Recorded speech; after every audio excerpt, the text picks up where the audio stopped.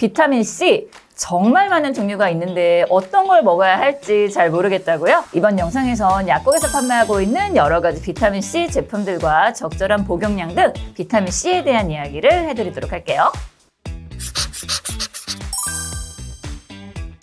안녕하세요. 알려주고 싶은 이야기 알약입니다. 비타민C 영양제에 대해서는 참 여러 가지 말들이 많죠.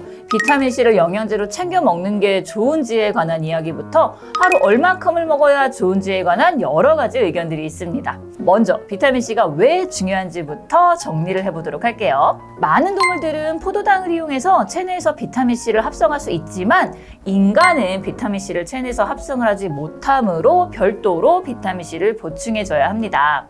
비타민C는 수용성 비타민으로 인체에서 여러 가지 중요한 역할을 하는데요. 첫 번째 기능은 콜라겐 합성 촉진 작용입니다. 콜라겐이 관여하는 피부, 혈관 등의 결합 조직 형성 및 상처 재생 촉진을 도와줍니다. 비타민C를 오랫동안 못 먹어서 부족해지게 되면 피가 멈추지 않는 괴혈병이 발생하는데요. 괴혈병은 비타민C가 결핍되어 결합 조직이 존재하는 여러 신체 부위에 증상이 생기는 질병입니다. 사실 현대인들에게 괴혈병이 생길 정도로 비타민C가 부족한 경우는 없지만 모세혈관과 피부를 건강하게 유지시키기 위해선 콜라겐 합성을 촉진하는 비타민C를 복용해 주시는 게 좋습니다. 비타민C의 두 번째 기능은 항산화 작용입니다. 비타민C는 강력한 항산화제로서 모세혈관을 보호하고 세포 산화에 의한 손상을 방지합니다. 활성산소를 제거하는 이런 항산화 작용으로 인해서 동맥경화증, 고지혈증, 심근경색, 암, 백내장 등의 만성질환의 위험성을 감소시켜줍니다. 또한 피부의 산화 반응을 막아서 주름, 색소 침착 등의 예방 효과가 있습니다. 피부 노화 반응은 산화 반응과 밀접한 관련이 있는데요. 활성산소는 콜라겐을 분해하여 주름을 증가시키고 피부 건조를 유발합니다. 또한 자외선과 함께 멜라닌 생성을 자극해서 피부 색소를 증가시키기도 하죠. 즉, 피부 주름, 피부 건조, 기미 등의 색소 침착 등에는 모두 산화 반응이 관여하기 때문에 항산화 작용을 갖는 비타민C를 복용하는 게 효과적입니다. 이 밖에도 비타민C는 면역 기능을 강화해서 감염을 예방해주는 효과도 있고요. 철분의 흡수를 촉진하는 작용을 해주기도 합니다. 따라서 철분제를 복용하실 땐 비타민C를 함께 복용하면 흡수율을 더욱더 높일 수 있습니다. 또한 비타민C는 항스트레스 호르몬인 코티솔 생성을 도와주는 성분으로 부신 피로 증후군에 비타민 B군이나 마그네슘 등과 함께 복용을 하면 좋습니다. 이런 여러 가지 유익한 작용을 하는 비타민C 제품을 드실 때 주의사항도 있는데요. 먼저 비타민C의 경우 공복에 먹으면 속쓰림을 유발할 수 있으므로 식후에 먹는 것이 좋습니다. 과잉 섭취 시 오심, 구토, 복통, 설사 등의 위장 장애가 나타날 수 있고 소변의 수산염 농도가 증가하여 수산칼슘 결석 증가 가능성도 있습니다. 고함량 섭취 중에 갑자기 중단하면 반동성 괴혈병의 위험도 올 수 있습니다.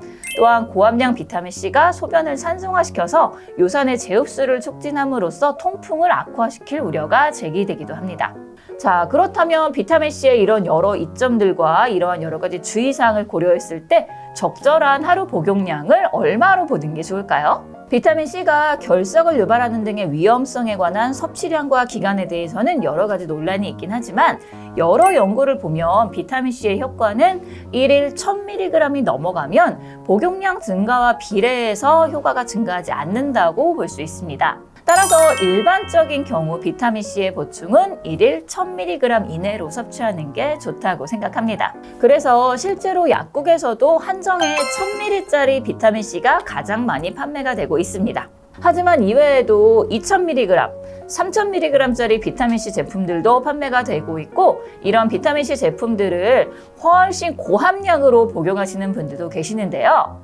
이는 비타민C를 하루 2000mg 이상으로 복용하는 메가도스 요법입니다. 비타민C 메가도스 요법이 만성 피로, 피부 노화, 암, 만성 퇴행성 질환 등의 효과가 있다는 연구 결과를 바탕으로 이러한 비타민C의 효능을 극대화하기 위해서 적정 권장량의 100배에서 200배에 달하는 비타민C를 섭취하는 방법인 거죠. 실제로 이런 메가도스 요법으로 효과를 봤다는 분들도 많이 계시고요. 하지만 비타민C가 건강에 좋다고 해서 또 무조건 메가도스 요법이 제일 좋다고 말씀드릴 수는 없습니다. 앞서 말씀드린 여러 가지 이유로 과량 복용을 누구에게나 추천하기는 어렵고 안전한 최대 용량인 1일 2000ml 정도로 복용을 하는 게 일반적이고요. 복용을 하더라도 비타민C를 한꺼번에 많이 복용하기보다는 여러 차례 나눠서 식후에 복용하시기를 권장드립니다. 또한 메가도스 요법을 시도하고 싶으시다면 처음부터 너무 고용량의 비타민C를 복용하시기보단 섭취 용량을 천천히 올리기를 권장드립니다. 약국에는 다양한 제형과 다양한 맛, 또 다양한 용량의 비타민C 제품들이 판매되고 있고 최근에는 흡수율을 높인 리포존 비타민C 제품들도 나와 있으니 비타민C 제품을 구매하고 싶으실 때는 약국에 가셔서 약사님과 상담을 하시고 구매를 해서 복용하시면 좋을 것 같습니다.